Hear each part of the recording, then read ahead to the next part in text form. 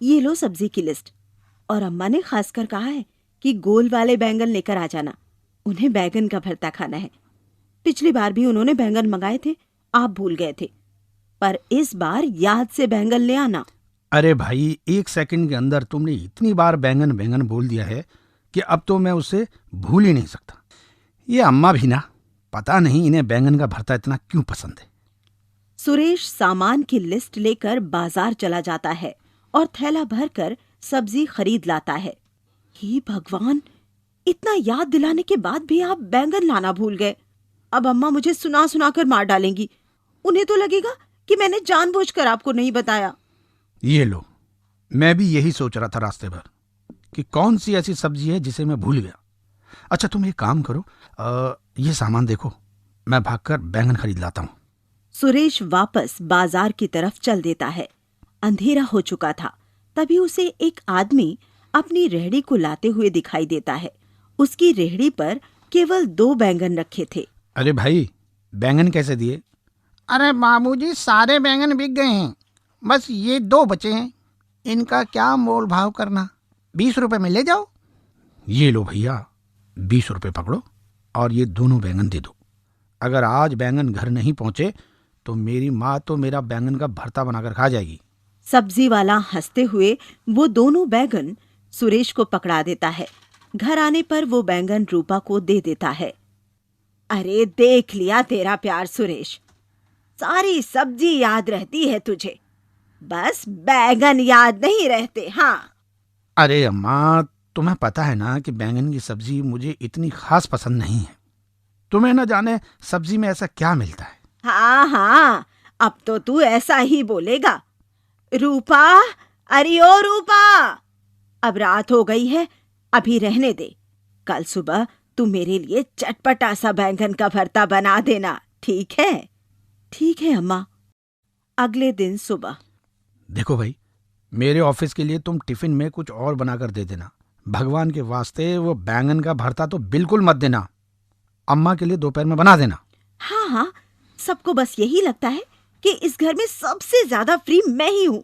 अभी कुछ बनाऊंगी, दोपहर में कुछ और बनाऊंगी। अच्छा, तो तुम एक काम करो, दोनों सास बहू बैठकर बैंगन का भरता खाओ, मैं ऑफिस में ही कुछ मंगाकर खा लूंगा। ऐसा बोलकर सुरेश ऑफिस के काम के लिए निकल जाता है और रूपा घर का काम खत्म कर किचन में आकर बैंगन का भरता बनाने की तैयारी करती है। एक बड़ा गोल वाला बैंगन लेती है और उस पर तेल लगाकर उसे चूल्हे पर रख देती है। अरे मार डाला, मार डाला, कैसे लोग हैं, सोने भी नहीं देते। अरे गरम आग पर बैठा दिया मुझे। बैंगन को उछलता हुआ देखकर रूपा डर कर किचन से बाहर निकल आती है। बैंगन अपने आप को आग से हटाकर ठंडे पानी में डाल देता है। तभी रूपा डरते डरते रसोई में आती है। अब वहां पर खड़े खड़े क्या देख रही हो? मैं ठंडे पानी में ठंड से कांप रहा हूँ। मुझे निकाल कर किसी कपड़े से पोंछ तो दो। भूत, भूत, ये बैंगन नहीं, ये तो भूत है। अरे जरा आंखें खोल कर देखो, मैं बैंगन ही हूँ, कोई भूत नहीं हूँ। ठंड के मारे अकड़ गया हूँ, जरा मुझे कपड़े में डाल दो। रूपा रसोई से भागने को हो ही रही थी, तभी वो बैंगन उससे रिक्वेस्ट करता है कि वो गलती से ज्यादा ठंडे पानी में गिर गया है, उसे बाहर निकाल ले। रूपा डरते डरते उस बैंगन को बाहर निकालकर कपड़े से पोंछ देती है। हाँ, शुक्र है, अब मैं अच्छा महसूस कर रहा हूँ। तुमने भी गजब कर दिया। आओ देखा ना ताओ, तेल लगाकर मुझे चूल्हे पर रख दिया है। इसमें मेरी क्या गलती है? मुझे थोड़ी पता था कि तुम बोलने वाले बैंगन हो। बोलने वाला नहीं, मैं एक जादुई बैंगन हूँ और मैं सब कुछ कर सकता हूँ। बताओ, तुम्हें कौन सा काम करवाना है? फिलहाल तो दोपहर के खाने का समय हो गया है। अगर आज अम्मा को बैंगन का भरता ना मिला तो मेरा भरता बना देंगी। बस इतनी सी बात, तो ये लो। जादुई बैंगन अपने हरे डंठल को इधर उधर हिलाता है। रूपा देखती है कि रसोई में तरह तरह का खाना बना रखा हुआ है, जिसमें बैंगन का भरता भी है। तभी अम्मा रसोई में आती है। अरे रूपा, क्या कोई मेहमान आने वाला है? तूने तो मुझे बताया ही नहीं। इतना सारा खाना और वो भी इतना स्वादिष्ट, लाजवाब। नहीं नहीं अम्मा, मेहमान तो कोई नहीं आ रहा, बस ये तो इस जादुई बैगन ने अपना जादू दिखाने के लिए रख दिया है। जादुई बैगन? अरे तेरा दिमाग तो ठीक है। अरे ये जादू की कहानियां तो मेरे बचपन में मेरी दादी और नानी सुनाया करती थी। आज कहाँ जादू रह गया है? आज तो टीवी चलता है, फोन चलता है, जादू थोड़े चलता है। अरे अम्मा, जादू भी चलता है। सही से देखो, मैं जादुई बैंगन हूँ। बैंगन की आवाज सुनकर बैंगन की तरफ देखती हैं और उछल पड़ती हैं। क्या हुआ अम्मा, तुम तो चौंक गई? देख लिया, अब भी जादू चलता है। ये भगवान, ये मेरी आंखें क्या देख रही हैं? ये तो सचमुच में जादुई बैंगन है। कैसे पटर पटर बोल रहा है। अम्मा, बोल ही नहीं रहा हूँ, बल्कि इतना स्वादिष्ट खाना भी लगा दिया है। जरा खाकर तो बताओ। रूपा और अम्मा खाना खाने बैठ जाते हैं। खाना इतना लाजवाब था कि वो दोनों भूख से ज्यादा ही खा लेती हैं। हे भगवान, इतना सारा खाना खा गई हूँ कि पेट भी फटने को हो रहा है। अम्मा बिल्कुल सही कह रही हो, मेरी भी ऐसी ही हालत हो रही है। अरे मेरे होते हुए परेशान होने की जरूरत नहीं है। वो खाना तो मैं अभी छूमंतर कर देता हूँ। थोड़ी ही देर में वो दोनों अपने आप को पहले जैसा महसूस करती हैं। अच्छा, तो तू जादुई बैंगन है, ये तो मैंने देख लिया। लेकिन इस खाना वाना बनाने के अलावा और क्या जादू जानता है? अम्मा, आप बताओ, आप कौन सा जादू देखना चाहती हैं? मेरे गांव में बड़ा सा हिंडोला लगा करता था झूलने के लिए।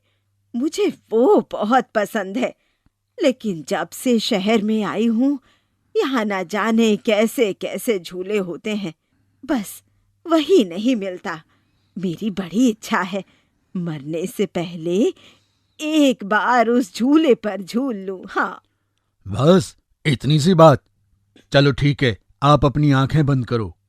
अब अम्मा जैसे ही अपनी आंखें बंद करती हैं, अपने आप को हिंडोले पर पाती हैं।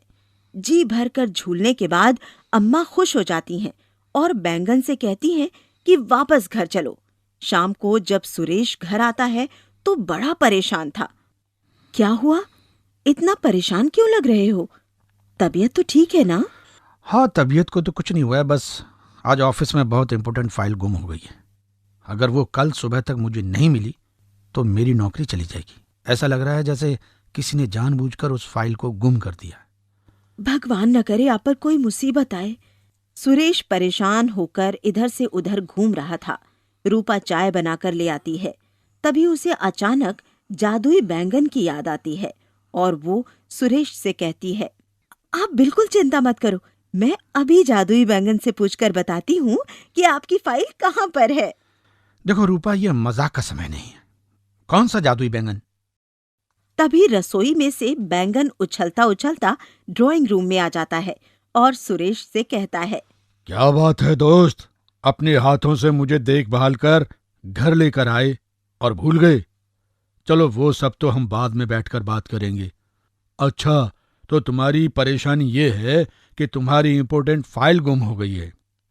तुम्हारा अंदाजा बिल्कुल सही है। तुम्हारा ही दोस्त किशोर ने वो फाइल उठाकर अपने ऑफिस की टेबल की ड्रॉ में रखी हुई है। किशोर ने? मैं तो उसे अपना अच्छा दोस्त मानता हूं। आखिर उसने मेरे साथ ऐसा क्यों किया? क्योंकि उसे पता था कि फाइल के दिखाने के बाद तुम्हारी प्रमोशन पक्की है, जबकि उसकी अभी प्रमोशन दूर दूर तक भी नहीं है। खैर, तुम इन सब बातों को छोड़ो। कल सुबह जब तुम ऑफिस जाओगे, वो फाइल तुम्हें अपनी टेबल पर मिलेगी। तुम्हारा बहुत बहुत धन्यवाद दोस्त, तुम्हारी वजह से मेरी नौकरी बच गई। धन्यवाद देने की जरूरत नहीं है, ये तो मेरा काम है जिसमें मुझे बहुत मजा आता है। वैसे बड़ी हैरानी की बात है, उस दुकान वाले के पास में 2 ही बैंगन थे, उन्हें मैं ले आया। उसमें से एक जादुई बैंगन है, लगता है मेरी किस्मत बहुत अच्छी है। हाँ, मुझे भी लगता है तुम्हारी किस्मत बहुत अच्छी है, क्योंकि मैं पूरा टाइम उस दिन सबके हाथों में आने से खुद को बचाता रहा और आखिर में देखो तुम्हारे हाथों में आ ही गया। चलो भाई, अब तो हाथ मुंह धो लो।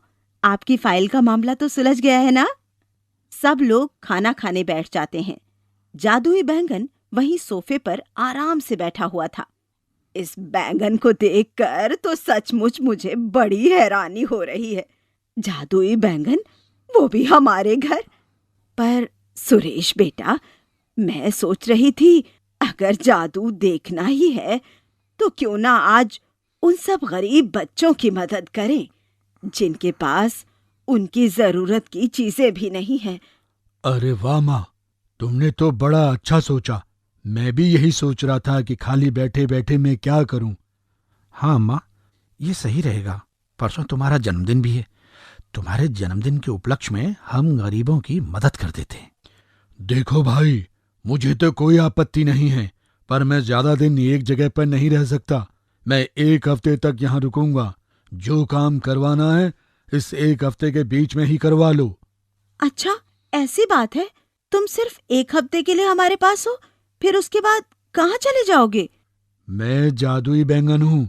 मैं उन्हीं लोगों के पास अपने आप पहुंच जाता हूँ जिन्हें मेरी जरूरत होती है। अगले दिन सुबह सुरेश जब अपने ऑफिस जाता है तो उसे फाइल अपनी टेबल पर ही मिलती है। वो अपने बॉस को सारी फाइल दिखाने के बाद प्रमोशन पा जाता है। घर आने पर वो बहुत खुश था और अगले दिन वो जादुई बैंगन की मदद से अपनी माँ के जन्मदिन पर सभी बच्चों को अच्छे अच्छे उपहार गिफ्ट देता है और बहुत सारे जरूरतमंद लोगों की मदद करता है। जादुई बैंगन भी कुछ दिन सुरेश के यहाँ रहने के बाद अपने आप एक रात वहां से गायब हो किसी और दूसरे जरूरतमंद के पास चला जाता है।